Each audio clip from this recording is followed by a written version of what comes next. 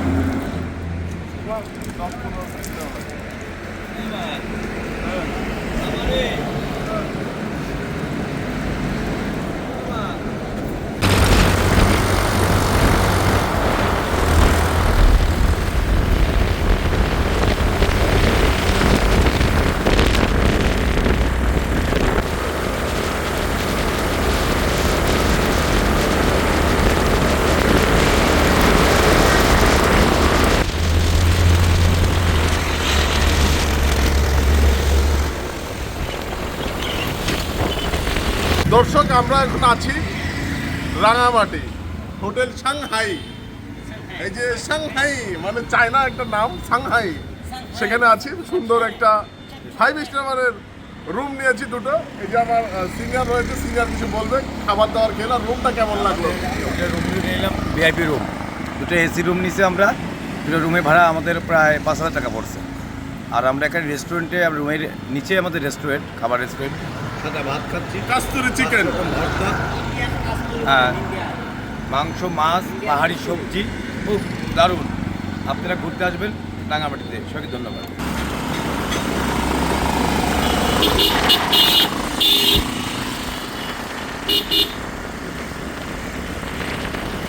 বর্তমানে আছি কাপ্তাই লেকের খুব কাছে।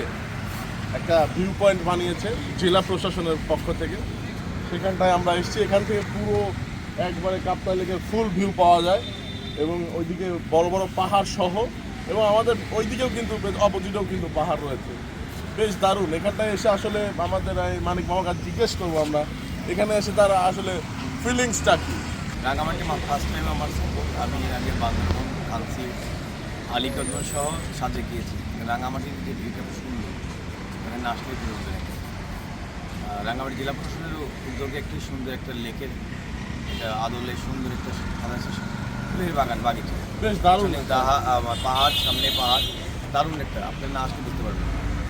আমরা মূলত রাঙামাটি, বান্দরবন, কক্সবাজার ঘোরার জন্য 4টি বাইক এসেছি।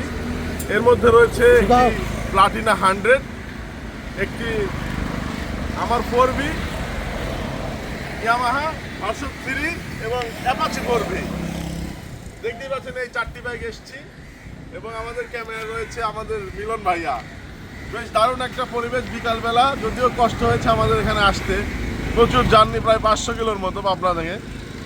সারা রাত্রে জেগে আসছি, কিন্তু এখন ক্লান্তিটা মোটামুটি দূর হয়ে গেছে। আমরা একটু ঝুলন্ত ব্রিজের দিকে যাবো। চলুন তাহলে যাওয়া যাক।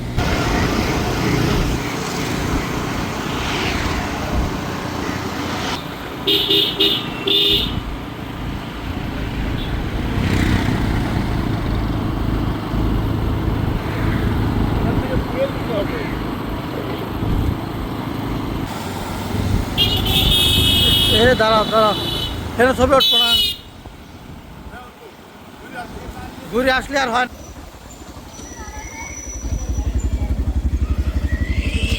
গাইস, দ্বিতীয়বারের মতো আবার চলে আসলাম সেই ঝুলন্ত সেতু, যেটি রাঙামাটিতে অবস্থিত। এটি কিন্তু ডুবন্ত অবস্থায় এখনও রয়েছে। দেখতেই পাচ্ছেন এখানে ফটোশ্যুট চলছে এবং এই সেতুটা এখনো ডুবন্ত অবস্থায় রয়েছে। বেশ দারুণ একটা লুকস কিন্তু এখানটায় এসে দেখতে পাচ্ছি আমরা। এটা কিন্তু মোটামুটি বন্ধ হয়ে গিয়েছে এই ঝুলন্ত ব্রিজটা। আসলে এখানে উঠতে না পারায় মনে হচ্ছে এখানে টিকিট নিচ্ছে না, তবে কিছু কিছু লোকের থেকে টিকিট এখানে নেওয়া হচ্ছে দেখছি। দীর্ঘদিন ধরে এখানে বন্যা থাকার কারণে, পানি বেশি হওয়ার কারণে আসলে ঝুলন্ত ব্রিজটি ডুবে রয়েছে দেখতে পাচ্ছি আমরা।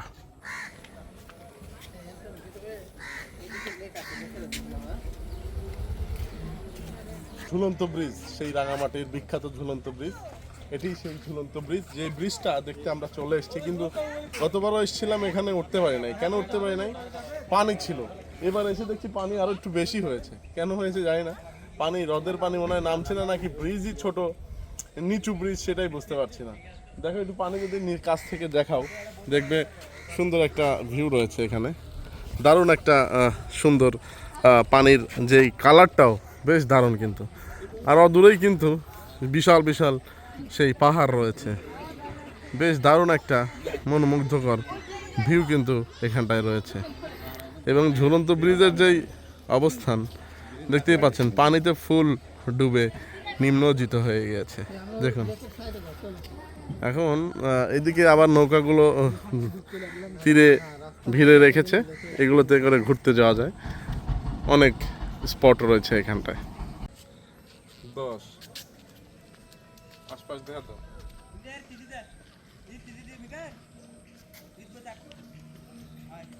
বর্তমানে অবস্থান করছি রাঙামাটি আসাম বস্তি।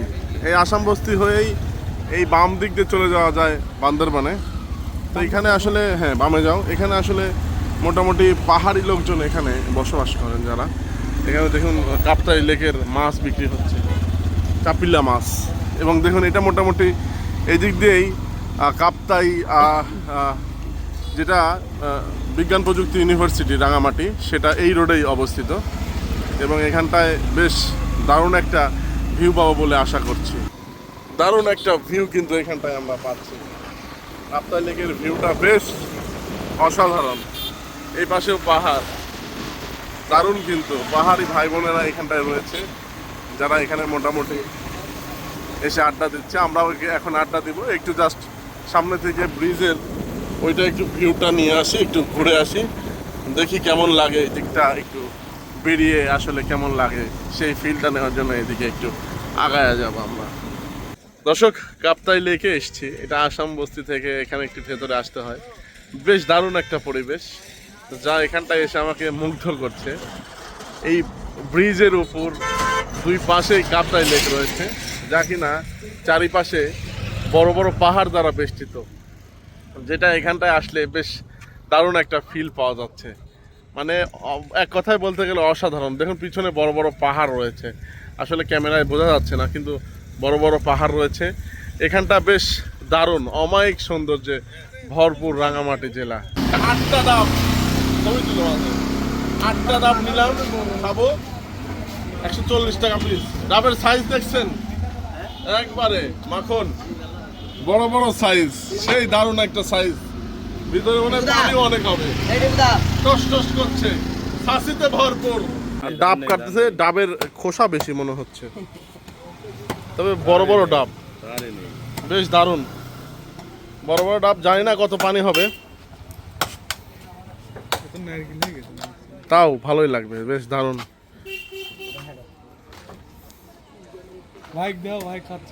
হ্যাঁ, মিলন তো একবারেই খেয়ে সাবার করে দেবে। ডাব, কষ্টসা ডাব, এটা রাঙামাটির ডাব। 8টা নিলাম। এই ডাবের সাইজ কি সব জোশ। টেস্ট সেই মিষ্টি, এত মিষ্টি পাইনি কোনো জায়গা। লাও লাও খাও, এনার্জি।